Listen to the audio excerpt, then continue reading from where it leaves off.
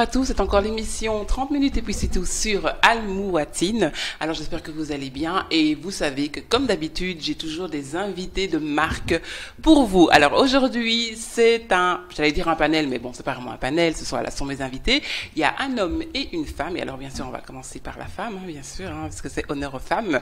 Donc nous avons Véronique Kwaovi qui est avec nous et aussi Claude Kassongo. Alors vous allez les découvrir, on va parler coaching, on va parler mariage. Et vraiment, ça va être une émission comme d'habitude où vous allez apprendre beaucoup sur tout ce qui se fait en tout cas dans le coaching et dans le mariage. Alors, bienvenue à mes invités, bienvenue Véronique. Bonjour Kaïcha. Et Claude. Bonjour Kaïcha, merci pour l'accueil. Ah ben c'est normal, c'est Al Mouatine, donc voilà, vous êtes les bienvenus, c'est votre maison maintenant. Ouh là là. Maintenant que vous connaissez l'adresse, on ne sait plus masquer. On va essayer de fermer la porte, mais non. Donc voilà, donc je ne sais pas si j'ai bien prononcé le nom. Non, je t'ai donné un moyen mot technique, hein. Oui, ça c'est ça, quoi, Ovi, voilà. Quoi, Ovi. En fait, c'est quand je réfléchis pas, ça va mieux. Quoi, Ovi. Voilà, c'est ça. Donc, Véronique, tu es, en tout cas, déjà, ce qui est très intéressant chez toi, c'est que tu as une très belle mixture, si je puis dire, puisque tu es franco-togolaise, nigérienne, béninoise. Oui. Moi, je me qualifie souvent de citoyenne du monde et, oui. Et je cache pas que... Voilà, je n'ai pas de frontières et j'aime beaucoup cette richesse, en effet. Mais je pense aussi que, justement, ça permet de s'ouvrir aux autres. Oui. Et c'est peut-être pour ça que tu as choisi le coaching. Pourquoi est-ce que tu as décidé d'être une coach? Mais quelque part, je pense que le destin fait bien les choses. Alors, si je devais te dire pourquoi, je vais essayer d'être très synthétique, j'ai choisi le coaching. La raison aujourd'hui, mais je crois qu'il n'y a pas de hasard dans la vie, c'est qu'en fait, il y a très longtemps, j'ai beaucoup souffert physiquement. Mm-hmm. Et j'ai souffert, j'ai connu la descente aux enfers, et dû à la maladie. Ah, okay. Et immanquablement, ça a eu des conséquences sur mon mental. Oui. Mais aujourd'hui, je suis victorieuse après un long chemin de développement personnel et spirituel. Et je peux enfin dire que je suis une femme heureuse, épanouie. Et en meilleure santé. Et grâce au fait que j'ai changé ma façon de penser et j'ai donc changé ma vie. D'accord. Voilà. Et donc ça m'a amené, donc j'ai créé mon entreprise dans le marketing relationnel qui s'appelle Entreprendre et Vivre Autrement, qui qui repose sur 2 piliers, donc vivre autrement, en aidant les gens à prendre soin de leur santé naturellement, et ceci explique cela. Et deuxièmement, c'est d'animer un réseau de partenaires dans mon secteur d'activité pour les aider à atteindre leurs objectifs personnels et professionnels grâce au modèle d'affaires que nous aurons créé ensemble. Et voilà, donc pour pouvoir être efficace, je me suis outillée et j'ai fait une formation certifiée de coach pour pouvoir être business coach et les amener. Voilà, je pense que tu sais tout. Voilà, maintenant je crois que je sais tout. Est-ce que je peux te demander c'est quoi ta maladie ou bien c'est personnel? Oh non, parce qu'en fait c'est une maladie auto-immune inflammatoire et qui avait des atteintes un peu partout, de 20 ans à 33 ans. J'ai fait tous les hôpitaux de Belgique, de France et de Navarre. J'étais cobaye de firmes pharmaceutiques. Oula. Et aujourd'hui, je n'ai aucun traitement chimique. Oh, waouh. Voilà. Et donc bravo. Ça, oui, bravo. et donc c'est plutôt donc cette recherche personnelle qui t'a aidé. Donc c'est pas vraiment les médicaments que tu veux dire. En fait, c'est un ensemble de choses parce que je pense j'avais envie de dire que aujourd'hui ce qui m'anime, ma mission, j'ai pour ambition d'aider les personnes de passer d'un état A à un état B comme moi-même je l'ai. Voilà, c'est ça, oui. C'est cette voilà. Donc ça, je me sens animée. Et je pense que le fait d'avoir traversé ce que j'ai traversé, comme on dit, comment transformer l'épreuve en opportunité, le fait d'avoir traversé ce que j'ai traversé me permet aujourd'hui d'avoir cette ambition, cette mission de pouvoir aider les gens. Et comme je dis, au lieu de faire les choses intuitivement, je me suis formée, outillée, mais voilà, ça m'a amené vers je vais faire en même temps et le business et le vivre autrement en fait. Oui, c'est ça. Et donc, justement, comme tu dis, voilà, tu t'es formée, donc tu as une formation certifiée. Justement, en parlant de ça, parce que aujourd'hui, il y a des coachs partout. enfin, je veux dire, on en voit partout, même sur Facebook, il y a tout le monde qui met sa page, voilà, je suis coach, etc. Donc, comment est-ce que, selon toi, on peut reconnaître un bon coach? Parce que je me dis que parfois, allez, on peut tomber, bon, j'ai peut-être exagéré, mais quelqu'un peut-être qui va penser qu'elle serait une très bonne conseillère, mais peut-être que c'est une très bonne conseillère juste pour sa sœur. Ça ne veut pas dire qu'elle peut conseiller, je sais pas, des milliers et des milliers de personnes, parce que, vous savez, maintenant, en tout cas, ceux qui sont connus dans la communauté afro, c'est par exemple Zach Mwekassa, il a genre 800 000 followers, la coach Amanchik, elle a aussi 120 000 followers, Lady Sonia, elle a 800 000 followers, et donc eux, ils sont là. Bon, moi, je les écoute, donc voilà, voilà. Mais je veux dire, mais est-ce qu'on peut pas facilement vite tomber, déjà nous qui écoutons dans la dépendance, et eux, ou même d'autres coachs, se dire, bon, ben voilà, maintenant c'est moi qu'il faut écouter, je suis un gourou. Comment est-ce qu'on peut dire, voilà, toi tu as un beau coach, un bon coach, je vais y arriver. Et beau aussi. Oui, pourquoi c'est ça? Mais tu dis beaucoup de choses il y a tellement de sujets, tu ouvres plein de portes dans tout ce que tu viens de dire, donc je vais essayer de reprendre les bases. D'abord, je vais donner simplement la définition d'un coach et te expliquer aussi l'amalgame que les gens font avec un consultant et un mentor. D'accord. Donc, un coach, c'est une personne qui va utiliser des outils, des outils de coaching pour pouvoir amener le coaché à prendre conscience, à amener au changement, à prendre conscience de lui-même. Dans le coaching, ce n'est jamais le coach qui est l'expert, c'est le coaché qui est l'expert. Okay. Contrairement au consultant, où le consultant donne des conseils, c'est lui qui est l'expert. Donc, les gens souvent confondent consultant, conseil et coaching. Le coaching, c'est un accompagnement avec le jeu des questions, comme la maïeutique de Socrate, l'art d'accoucher des idées. On pose des questions au coaché et on rebondit sur ce qu'il vient de dire pour l'amener à prendre conscience et que de lui-même trouve en lui-même la solution. Et jamais en coaching, un coach n'induit ou va donner un conseil. Jamais. C'est dans le cadre de la ICF, donc International Coaching Confederation, il y a des critères, des 11 compétences, et une des premières compétences d'être exclue, c'est quand un coach donne un conseil. D'accord. Donc alors en fait, les personnes, par exemple que j'ai nommées ici, ou qu'on peut voir sur Facebook, puisqu'ils n'ont pas cette relation personnelle. Si. Parce que justement, tu arrives ici avec le mouvement. Et qu'aujourd'hui, le coaching, pourquoi tu as l'impression que c'est autant vulgarisé et que tout le monde se dit coach, etc. Donc, je viens de clarifier le mot coach. Non, oui, c'est ça. Parce que le mot coach, il faut qu'il y ait une demande. Okay. Donc, avant, c'était du one-to-one, donc du face-à-face. Aujourd'hui, grâce aux réseaux sociaux, à l'effet média, eh bien, ça permet d'atteindre un plus grand nombre de personnes. Pourquoi? Parce que ces personnes qui sont à la base, certainement, Mukwasa, ce que tu as cité, je ne sais pas, ils ont certainement fait une formation de coach, mais c'est comme un produit d'appel. Ils se font connaître, ils se donnent de la visibilité. Qu'est-ce qu'il fait? Parce qu'aujourd'hui, le client est tellement exigeant, il a besoin de connaître, il a besoin de voir si jamais il y a un feeling qui passe avec son coach. Parce que c'est une relation de confiance qu'il y a entre le coach et le coaché. Donc, lorsque tu suis déjà quelqu'un, tu te dis, je me retrouve en lui, j'aime ses valeurs, ce qu'il représente, ça vibre en moi. Puisque le coaché doit avoir confiance au coach et le coach doit croire au coaché.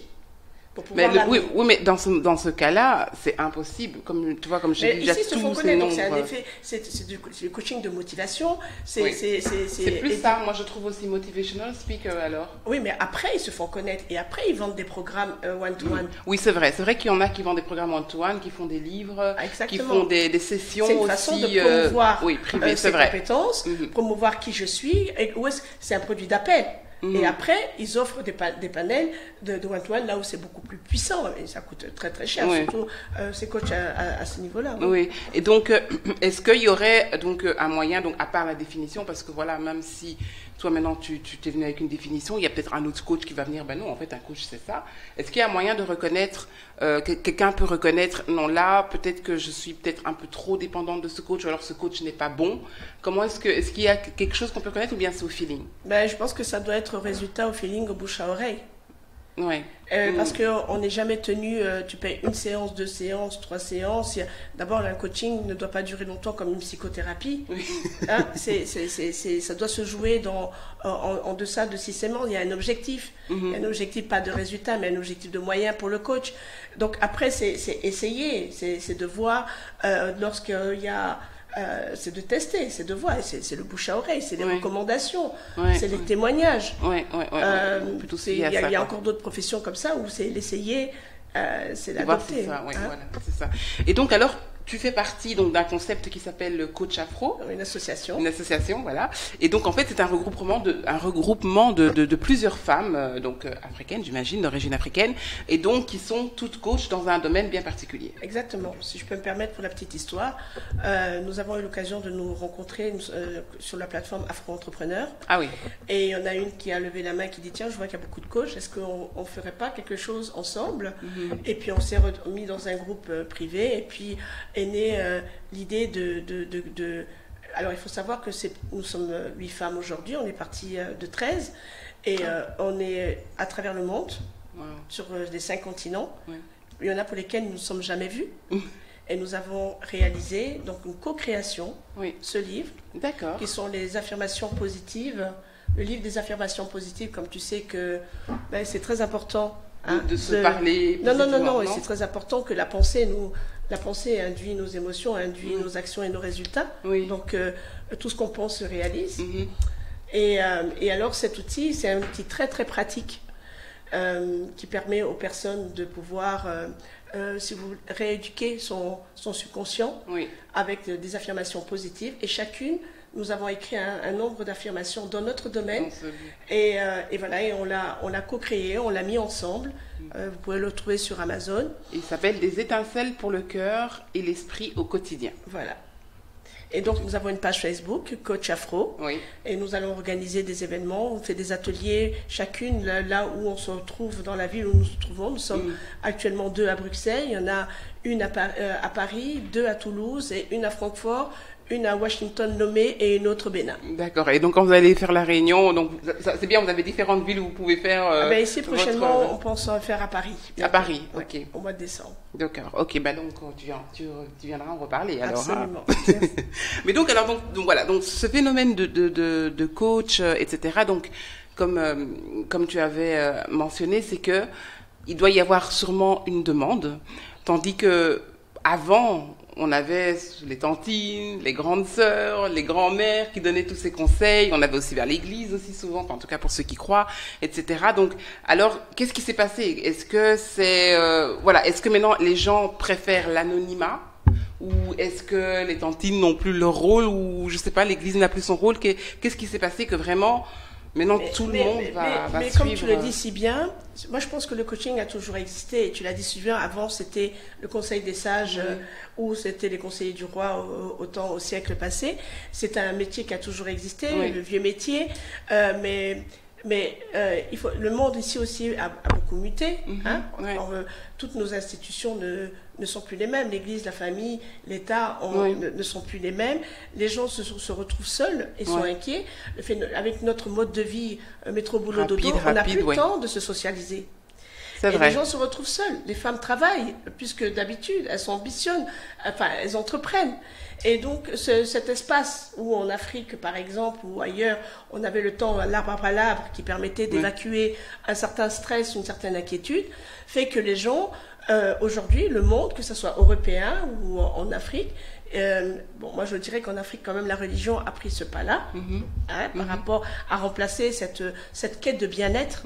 Et de mieux être via quelqu'un, en fait, quelque part, qui a peut-être traversé les mêmes épreuves bien et sûr. qui, dans un langage simple et humain, transmet des clés. En fait, c'est ce qui se passe au niveau audiovisuel. Et je pense que le phénomène de Facebook et des réseaux sociaux ont amplifié le phénomène qui a toujours existé, mais qui l'a rendu beaucoup plus visible et beaucoup plus accessible à tout le monde. Et c'est quelque part, aujourd'hui, ça a boué de sauvetage d'entendre ces personnes qui ont franchement des messages qui font du bien. Ah oui, c'est ça, parce que c'est souvent très très sincère.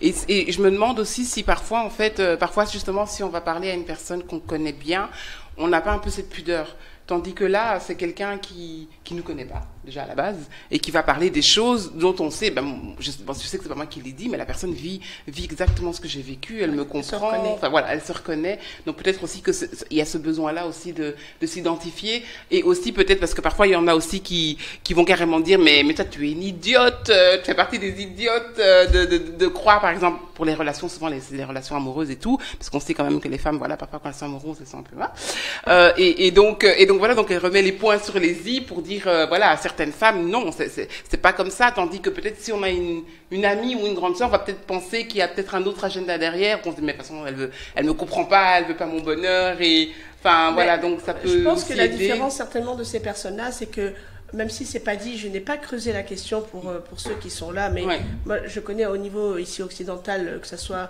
Franck Nicolas ou comment dirais-je, qui est très, ou Martha Latulippe, qui est quand même très très connue dans le coaching, et surtout aux États-Unis ou autres. Eh bien, mais ce sont des gens qui sont spirituels au départ, et que le coaching a été gardé dans une sphère assez secrète, hein, et qu'il s'échangeait entre eux ce phénomène de développement personnel et de coaching. Mais ces personnes-là sont formées, et donc quand ils transmettent leur message, ils savent où est-ce qu'il faut. C'est ça la différence entre la grande sœur peut-être et le coach, entre avoir une bonne écoute. Il ne faut pas oublier que mon point de vue, c'est que le coaching, c'est amener l'autre à prendre conscience. Voilà, c'est pour ça. Pour qu'il le mette en mouvement, pour qu'il soit dans l'action. Pour qu'il change, quoi. Et ne pas confondre avec le coaching où on se fait du bien, où on conseille. Mais certains de ces coachs disent des choses en posant des questions de façon anodine dans la conversation qui vous touchent. Voilà, c'est pour ça que ça change. Parce qu'ils posent des bonnes questions qui fait que chez vous, ça fait son chemin et qu'on prend conscience des choses. Voilà, c'est ça, exactement. Alors, donc comment... voilà, moi, j'avais aussi, pour te demander, la différence entre un coach, une influenceuse, une blogueuse, mais je pense que tu as déjà Et le mentor, moi je peux parler du mentor parce que souvent ils sont coach et mentor. Mentor, par exemple moi dans mon domaine, j'ai un mentor, dans mon domaine de marketing relationnel, c'est parce que c'est quelqu'un qui a réussi ce que toi tu souhaites atteindre comme objectif. Ah bah oui, c'est ça en fait. Et donc à partir du moment où il a réussi, il peut donner des leçons, entre guillemets. Clair. D'accord ? Et un mentor, c'est ça, enfin pour moi. Et donc dans le coaching, mais en général, ils sont coach et mentor. Influenceuse, je t'avoue que je ne vois pas le lien. Influence, on est dans ce phénomène, pour moi, de société, de voyeurisme ou de... Oui, c'est ça. Est-ce que l'influenceuse, est-ce que c'est vraiment positif en fait, c'est ça ? Moi, je dis ça devrait l'être, en fait. Je ne sais pas si ce l'est toujours. Je ne sais pas si ce l'est toujours. Mais ce serait dommage d'avoir ce pouvoir de charisme et d'influence et que ça soit pour quelque chose de négatif. Ce qui m'étonnerait quand même. Je ne suis pas. Je ne sais pas si tu as des noms d'influence. Non, mais je veux dire, il y en a... Bon, en fait, maintenant, souvent, ce qui se passe aussi, c'est qu'en fait, souvent, les célébrités deviennent des influenceuses ou des influenceurs parce que justement, mais surtout commerciales. Surtout commercial, c'est-à-dire faire la pub pour tel ou tel ou tel. Bon, t'en as aussi qui parlent comme ça, donnent leur avis, etc., etc. Mais je veux dire, ce sont des gens qui sont hyper suivis. Donc, commercial, tu as dit le mot, t'as tout dit. Donc commercial, voilà, l'intérêt, la finalité, elle est claire. Oui. Et donc dans ces cas-là, elles influencent. Non, mais elles influencent en général parce qu'elles ont déjà une personnalité. Et puis les gens aiment bien suivre, etc. Et elles profitent de leur charisme, de leur personnalité pour y mettre derrière des produits ou des marques. Oui, voilà, c'est ça. Mais au niveau de... C'est vrai que la tendance, mais pour moi, tout est amplifié par notre connectivité, notre hyper-connectivité. Oui. Mais c'est ça, exactement. Et donc, alors, comment est-ce qu'on peut contacter toi ou bien Coach Afro ? Eh bien, nous avons une page Facebook et on a aussi notre site www.coachafro.com. Oui. Et la page Facebook Coach Afro. Et vous allez reconnaître le logo du super afro qui est là, orange et bleu sur notre logo. Ok. Et voilà. Et donc là, nous avons sur notre site internet les différentes, nous appelons les queens. Ah, c'est vrai. C'est clair. C'est clair. Tout un programme. Les différentes reines avec chacune l'amour ou... comment dirais-je, la transformation personnelle, la spiritualité, éveil de conscience, l'abondance financière et l'estime de soi et la confiance en soi. Voilà. Donc il y a tous les domaines, quoi. Il y a tous les domaines. Il y a au moins 4 ou 5 domaines représentés. Oui. Et alors sur ce site internet, vous allez pouvoir directement vous connecter ou sur la page Facebook. Il y a tous des plannings bien précis avec les compétences de chacune. Et est-ce que vous acceptez encore d'autres coachs ou bien c'est pour l'instant vous vous fermez, vous vous dites on va avancer avec ça? Alors pour le moment, nous travaillons à distance et c'est vraiment une question c'est vraiment une très bonne question parce qu'elle nous a déjà été posée. Et c'est pas facile de travailler à distance, d'accord, avec une plateforme comme Google Drive et chacune prise dans notre agenda. Et vraiment, on a, avec beaucoup de fierté, parce que nous sommes engagés, nous battons pour rester et garder cette cohésion. C'est ça, et je pense qu'une fois qu'en interne, on aura bien assis les bases et qu'on aura trouvé notre modus vivendi, ben, je pense que ce serait chouette de pouvoir l'ouvrir, en effet. Oui, c'est ça. En tout cas, un très très grand merci. Et il y a une coach de vie sentimentale chez vous aussi? Oui, oui. On a même deux, Amélie Devia et Sylvie Chikaya. Donc elle pourra parler à monsieur... Claude Kassongo, notre invité. Merci à toi pour cette interview. Mais donc voilà, donc maintenant on va parler mariage. Donc tu es mariée à un Congolais. Comment? Tu es mariée à un Congolais? Ah oui, oui, oui. Donc tout ça, ça augmente encore. Tu vois, c'est pour ça que je te disais que citoyenne du monde. Je suis l'Union africaine, mais moi toute seule. Hein. C'est ça quoi, mais c'est ça, donc c'est pour ça, c'est bien. Très très chouette. Et donc voilà, donc j'imagine voilà que mariage, tu sais c'est quoi planifier un mariage, etc. C'est vrai qu'à l'époque, c'était la famille qui organisait le mariage, c'était parfois même la mariée qui allait servir le dîner, mais maintenant, c'est vrai, on veut plus de facilité, on veut, les jours de notre mariage, ne rien faire, on veut juste que les autres fassent pour nous, on veut juste enjoy, on veut juste en fait, voilà, profiter de ce jour. Parce que allez, on est déjà tellement stressé. Je vais jumper, tu crois pas si bien dire. Si tu me m'avais demandé au départ quelle est la chose pour laquelle je suis le plus fière, c'est d'avoir organisé mon mariage. Ah, ben voilà. Non, c'est bien, il y en a qui arrivent à le faire bien. Oui, non, mais attends. Voilà, et j'étais là. Horrible, mais tu profites pas, de ma chaise, hein. C'était tac, tac. Non, voilà, pas comme ça. Non, je rigole. Toujours avec beaucoup de bienveillance. Avec les yeux là. Non, mais voilà, en tout cas, voilà. J'aurais aimé avoir Claude ce jour-là. Exactement, monsieur Oulala. Donc, Kassongo. Claude Kassongo, donc tu es d'origine congolaise, tu es un wedding planner et aussi un MC, donc je pense que maintenant tout le monde te connaît dans tous les mariages africains, tout le monde te veut, tout le monde te veut. D'ailleurs mon mariage je vais t'appeler moi seulement, on va bien négocier, oulala. Il n'y a pas de souci. Ouais, donc voilà, c'est un peu ça, donc MC, maître de cérémonie pour ceux qui ne connaissent pas la définition. Voilà, et donc voilà, donc est-ce que, vu qu'on parlait de coaching, est-ce que toi-même, à un moment donné dans ta vie, tu as eu affaire ou bien tu aurais aimé avoir un coach? Plutôt, je dirais, non, un mentor plus qu'un coach. Oui. Pas un coach à proprement dit, mais plutôt un mentor. Et en soi, j'ai jamais vraiment eu besoin comme ça, mais je me suis toujours inspiré. Ah oui. Toujours inspiré de plusieurs personnes, de plusieurs expériences, et c'est ce qui fait un peu le Claude d'aujourd'hui. Le Claude d'aujourd'hui que tu es aujourd'hui. Mais est-ce qu'il y a des coachs que tu suis? Enfin, est-ce qu'il y a des gens que tu suis que tu regardes parfois Non, il n'y a pas une personne en particulier. Je puise toujours un peu partout. Oui, voilà. Ouais. Ça, moi aussi. Je puise toujours un peu partout. Je peux pas rester... Non. En fait, quand je regarde une personne, je ne suis pas... comment on va dire? Je peux admirer la personne, mais je veux surtout me projeter et me mettre à sa place si elle excelle évidemment dans ce qu'elle fait. Ça peut être un domaine rien à voir. Hein. Je me dirais, tiens, si tu fais ça comme ça, allez, moi aussi je vais aller faire ce que je peux faire, mais je ne reviendrai pas te suivre 5 fois ou 10. Je sais pas, c'est chacun sa nature. Hein, oui, c'est ça. Mais sinon, je regarde tout le monde. Voilà. Kassa, j'ai déjà vu. Aïssa Moment, qui fait aussi des trucs plutôt pour les femmes. Ah oui. Des conseils pour les femmes. C'est une française, je regarde aussi. Preston Bellet. Grand wedding designer américain qui a quand même fait des événements pour la famille Trump. Je regarde aussi. Et donc, je puise un peu partout. Un peu partout. C'est comme ça que de toute façon, il y en a tellement que je crois qu'on a le choix là. Ouais. C'est comme ça qu'on se construit. Voilà, c'est ça, en fait, pour tous les goûts. C'est ça, en fait, exactement. Toutes les valeurs. Exactement. Donc, alors, voilà. Pourquoi est-ce que wedding planner? Comment est-ce que... En plus, c'est trop marrant parce que je sais pas, moi quand je pense wedding planner, je vois une femme. C'est vrai, c'est un métier de femme à la base. J'avoue. Ok, donc ça va alors. Alors pourquoi est-ce que... Dans lequel il y a très peu d'hommes. Oui.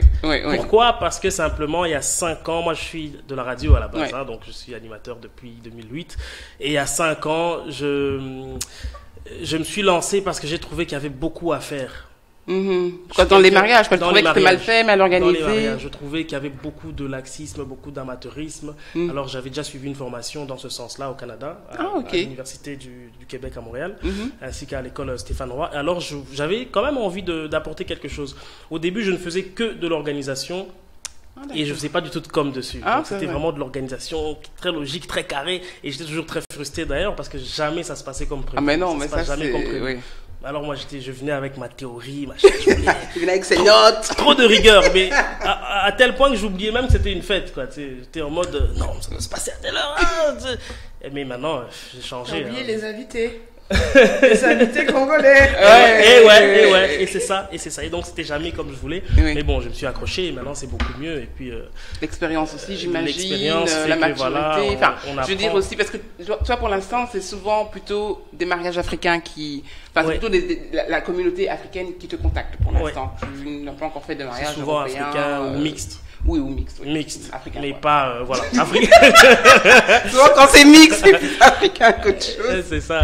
D'ailleurs, une petite anecdote, j'avais fait un mariage mixte il y a 2 ans. Oui. Et les invités, donc, du côté de l'homme européen, belge, étaient là à 20h30, donc l'heure. Non, même pas, à 20h25. 20h25. Donc, dans les salles, on scinde toujours, malheureusement, je ne suis pas toujours d'accord avec ça, mais bon, on scinde toujours un peu la salle en deux. Donc, tu as la famille de l'homme, la famille de la femme. Et donc, la famille de l'homme, 20h25, c'est full.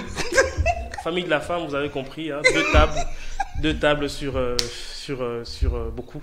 Sur beaucoup. Donc, ça se voyait en plus. On voyait le vide, quoi, on voyait le vide. Et donc, voilà, c'est des petites choses comme ça qu'on essaye de parfaire, de bien faire. Oui. Et voilà. Et c'est ton rôle, en fait. C'est le rôle du wedding planner. C'est le rôle du wedding planner. Et donc, mais maintenant, voilà, encore les réseaux sociaux, il y a énormément de vidéos d'entrée de mariage. On a l'impression que que maintenant, si t'as pas l'entrée de mariage, ton mariage c'est un faux mariage. Il est gâté, quoi. C'est ça, c'est le mariage, c'est pas possible, quoi. Mais donc voilà. Après, je peux comprendre. Normalement, on se marie qu'une fois dans sa vie. Tout à fait. C'est le plus beau jour de notre vie. Les gens dépensent, c'est leur droit, c'est leur argent, n'est-ce pas? Mais est-ce que tu n'as pas l'impression que c'est maintenant plus un show-off, le mariage? Alors, étant donné que... Honnêtement, bon, en tant qu'organisateur de mariage, c'est pas vraiment mon rôle de me positionner par rapport à ça. Mais c'est vrai qu'il y en a, quand ils font appel à moi, ils me disent, écoutez, on a vu ce mariage-là et on aimerait faire comme ça. Donc tu sens qu'il y a comme une espèce de compétition. Quoi, oui. Maintenant, j'ai envie de dire, comme tu l'as si bien dit, chacun ses poches, hein, et chacun, chacun son délire. S'ils veulent faire une compétition, pour moi, ça n'a pas lieu d'être. Parce que le mariage, c'est quelque chose de sacré. C'est privé, c'est sacré, c'est familial, c'est ça. De respectable, de noble, quoi. On ne joue pas avec ça. Mais c'est vrai qu'il y a cette compétition, cette surenchère. On a vu un mariage nigérian, c'était comme ça. Allez, nous aussi, on veut que ça soit comme ça. On veut ça, on veut ça. Pourquoi? Mais non, parce qu'on a vu là-bas, c'était comme ci, comme ça. Alors oui, c'est vrai qu'il y a... je peux comprendre qu'on peut être influencé, qu'on peut dire, ah mais non, tiens, j'aimerais bien un peu ce genre et tout. Mais c'est juste que maintenant, et même quand on voit ça dans les entrées, allez, parce que normalement, le plus beau dans un mariage, c'est quand il y a l'échange des vœux. Et aussi la première danse des mariés. Normalement, c'est ça. Mais là, maintenant, c'est tous les filles et les hommes d'honneur, là. Ils entrent en battle, chacun sa musique, et ça saute et ça danse. Mais c'est chouette, c'est pas aussi, j'ai envie de dire. Hein. Chacun son époque. Parce qu'ici, en Belgique, par exemple, le wedding planning et le travail de maître de cérémonie, parce que c'est un travail à part entière. C'est nouveau. C'est encore frais ici en Belgique. Oui, en Belgique. Ça existe en Amérique depuis un peu plus de 50 ans maintenant. Donc, on découvre tout ça. Et puis, chacun son époque. Ici, avant, on faisait toujours appel au tonton. Le tonton qui s'exprime le mieux dans la famille. Allez, viens, prends le micro. Là, parle un peu, la jeune fille qui est plutôt logique et qui se débrouille bien dans les planifications, allez, c'est elle qui va un peu gérer la journée. Donc c'est encore nouveau, c'est encore frais. Et vu que le public est en train d'embrasser ce nouvel air, eh bien, on ne peut que se calquer à ce qui se fait déjà. En Amérique, au Nigeria, on regarde, tiens, ils ont fait une entrée comme ça. Allez, maintenant nous là. En tout cas, pour le plus grand bonheur des invités, parce qu'il y a des shows qui sont vraiment magnifiques. Hein. Mais ça c'est bien aussi. C'est du spectacle, et puis ça danse, et puis ils sont beaux, mais non, on aime bien. Oui, voilà, ok, alors on continue comme ça, alors, il n'y a pas de souci. Alors aussi, donc le mariage, j'ai envie de dire, traditionnel africain, qui est la dot. Alors, je pense que c'est très important aussi de répéter que la dot n'est pas un mariage légal, parce qu'il y a beaucoup de personnes qui se dotent et qui pensent être Non, tout à fait. Voilà, légalement, je pense que c'est coutumier. Voilà, c'est coutumier. Donc, qu'est-ce que vous pensez, en tout cas aujourd'hui, est-ce que vous pensez encore que la dot a lieu d'être aujourd'hui? La dot est plus importante que le mariage en blanc. C'est juste pour un petit rappel. Mais le mariage en blanc, ça c'est... Le mariage en blanc, c'est le mariage à l'église où on fait la fête le soir. Ah oui, d'accord. Ça, c'est pas le mariage. En fait, le vrai mariage, c'est le mariage traditionnel. C'est lorsque je vais me présenter chez le papa de ma femme, ma future femme, et que j'emmène ce que je dois emmener selon les traditions. C'est là le mariage. Certes, il n'est pas légal. Dans la communauté. Oui, il n'est pas légal, mais c'est là le mariage. Ensuite, pour l'acter légalement, on va à la commune. Bon, ça, c'est le mariage. Maintenant, à côté de ça, voilà, on a ce mariage en blanc qui a pris beaucoup plus de place. Et les entrées, et les danses, et les limousines, et les calèches, et les machins, qui est beau, que j'aime beaucoup. Mais c'est pas ça le mariage. Le mariage, oui, d'un point de vue coutumier africain. Oui, bien sûr. Il parle du point de vue coutumier dans les origines africaines. C'est la dot, le mariage coutumier qui prime. Oui, qui prime. Mais ce que je veux dire, c'est qu'il faut bien être... Je veux dire, il faut que le message quand même passe bien, que c'est pas... légal, enfin je veux dire voilà. Oui, bien sûr. Parce que souvent il y a des personnes qui disent je suis doté donc c'est bon. Ah oui. Or que si tu es doté, en gros ce que j'ai envie de dire c'est que si tu es doté et que tu es passé à la commune, tu as déjà fait le gros. En fait. Après c'est juste la fête.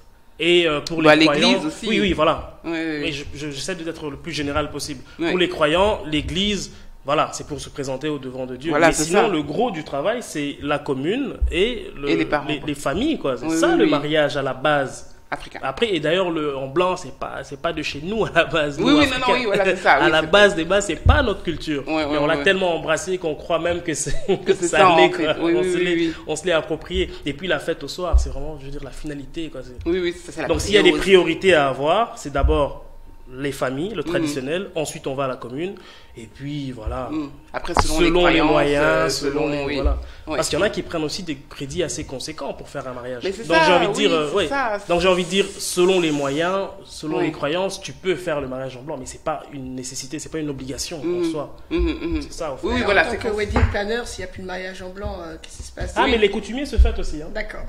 Les coutumiers, il est bon. Il sait. C'est bon à savoir. C'est bon. Alors, est-ce que tu as une anecdote, je sais pas, soit marrante, soit quelque chose qui t'a vraiment énervé à un moment donné d'un mariage, et donc voilà, il ne me reste plus beaucoup de temps, malheureusement. Est-ce que tu as une petite anecdote d'un mariage que tu vas vraiment te souvenir, que tu vas dire, ah là là, vraiment ce mariage-là? J'en ai beaucoup des anecdotes. On va écrire les perles. C'est ça? Non, j'ai écrit ton livre. J'en ai beaucoup. Non, mais c'est vrai que je pourrais même faire un spectacle par rapport à ça. Bah voilà, pourquoi pas. Il y a tellement, mais il n'y a pas comme ça qui me vient à l'esprit, malheureusement. Tu m'aurais demandé avant, j'aurais pris le temps de... C'est ça, oui. Est-ce que tu as déjà eu affaire à un mariage où rien n'allait de A à Z? Oui. Très souvent, parce que d'ailleurs, je reviens à ce que je disais tout à l'heure. Ici, les gens croient encore que le MC, l'organisateur, c'est juste comme à l'ancienne, un tonton que tu vas mettre comme ça, ou un jeune qui va prendre le micro et dire quelques phrases. Mais c'est pas ça, c'est toute une planification qui se fait au moins un an à l'avance. Ce qui fait qu'il y a des gens qui m'appellent parfois une semaine avant. Et ils se disent, ouais, mais sur deux, ils ont l'impression que c'est vite fait. Et quand j'arrive, je sais bien où je vais. Alors, parfois, je refuse. Très souvent, je refuse d'ailleurs. Mais quand j'accepte, je sais très bien où je vais. Je sais que je vais juste essayer de sauver peut-être les meubles. Parce que c'est le chaos, en fait. Donc, la dernière fois, j'ai eu un buffet sans serveur. Donc, c'était du self-service pour 300 personnes. C'est juste pas faisable. Avec une entrée des mariés à 22h, ce qui veut dire que c'est pour 22h30 qu'on annonce l'ouverture du buffet. 300 personnes doivent se servir. Donc, imaginez un peu... c'est la bouffe. Donc là, tu dois répéter à chaque fois. S'il vous plaît, soyez plutôt rapide au buffet parce qu'il n'y a pas de service. Et donc ils arrivent, chacun se sert et se regarde et tout le monde est tranquille. Et là, tu sais que c'est là. Non, là tu sais que c'est le chaos. Là tu sais que non, c'est 1h30, 2h. Ok. Et aussi ceux qui se lèvent sans qu'on les demande d'aller au buffet, il y en a toujours. Ah oui, il y a toujours. Ils se lèvent. Tu dis, pardon, il n'y a plus trop de nous là, pardon, moi je monte. Parce que tu dis table 10 et pardon, moi il y a 3, ça diminue, moi j'y vais. Et ils se lèvent avec le sourire, ils te regardent. Ce poundou là, c'est pour moi. Alors, dernière question, dernier conseil avant de partir parce que 30 minutes c'est déjà passé. C'est tout. Oui, c'est tout. Quelle est pour vous la recette d'un mariage réussi? Attends, de quel mariage on parle? On parle d'une organisation de mariage? Non, là je parle d'un mariage réussi parce que j'imagine que toi, tu as dû aussi avoir vu affaire à des couples, parce que c'est ce que tu fréquentes, j'imagine, pendant ce temps-là. Est-ce que c'est clair que j'imagine que tu as vu des couples où vraiment tu voyais qu'ils étaient unis, tu voyais des couples peut-être où c'était un peu chaud, ou voilà, des trucs comme ça, ou peut-être il y en a qui donc, d'une vie de couple réussi. Voilà, voilà, c'est ça. Pour vous, quelle est la recette d'un mariage réussi? C'est peut-être pas pour tout le monde la même chose, mais... Pour vous, ce serait quoi? La recette d'une vie de couple réussie, pour moi, c'est la communication. Il me l'a enlevé de la bouche. Ouais. Et d'ajouter, parce que j'ai quand même... J'ai 28 ans de mariage. Waouh, c'est rare. C'est vraiment... L'herbe n'est pas plus verte à côté. Ah ouais. Et donc, ça veut dire que si tu ne peux pas changer l'autre, change-toi toi-même. Commence par changer toi. Incarne le changement que tu veux voir. Et ça marche bien comme recette. Je crois qu'on va finir avec cette sagesse. Ces beaux mots. Donc voilà. Donc vous pouvez retrouver Véronique Kwaovi sur Facebook, sur la page aussi Coach Afro et aussi Claude Kassongo. Ta page c'est Claude Kassongo, MC à la fin. Claude Kassongo MC, parce que c'est vrai que Kassongo c'est quand même un nom très... Donc voilà, on va tomber sur un autre Claude Kassongo, mais c'est pas lui. Donc c'est Claude Kassongo MC. Donc voilà, donc si vous avez besoin en tout cas d'être coaché, de vraiment comme disait si bien Véronique, de faire d'abord ce changement en vous, eh bien vraiment allez sur sa page, vous allez voir, elle est super sympa. Moi c'est comme ça que je l'ai contactée. Et aussi Claude, on se connaît depuis. Voilà, donc si vous avez besoin d'un MC, c'est lui qu'il faut contacter. Et vraiment je vous remercie vraiment d'être venu dans les studios. Merci à vous Madame Keisha. C'est pour moi? Oui. Oh, merci. J'ai dédicacé. Ah, c'est vrai? Ah, génial. Ah, mais ça, c'était ma feuille d'ici. Voilà, donc un grand merci à tout le monde. Et on se voit la prochaine fois dans 30 minutes. Et puis, c'est tout. Merci.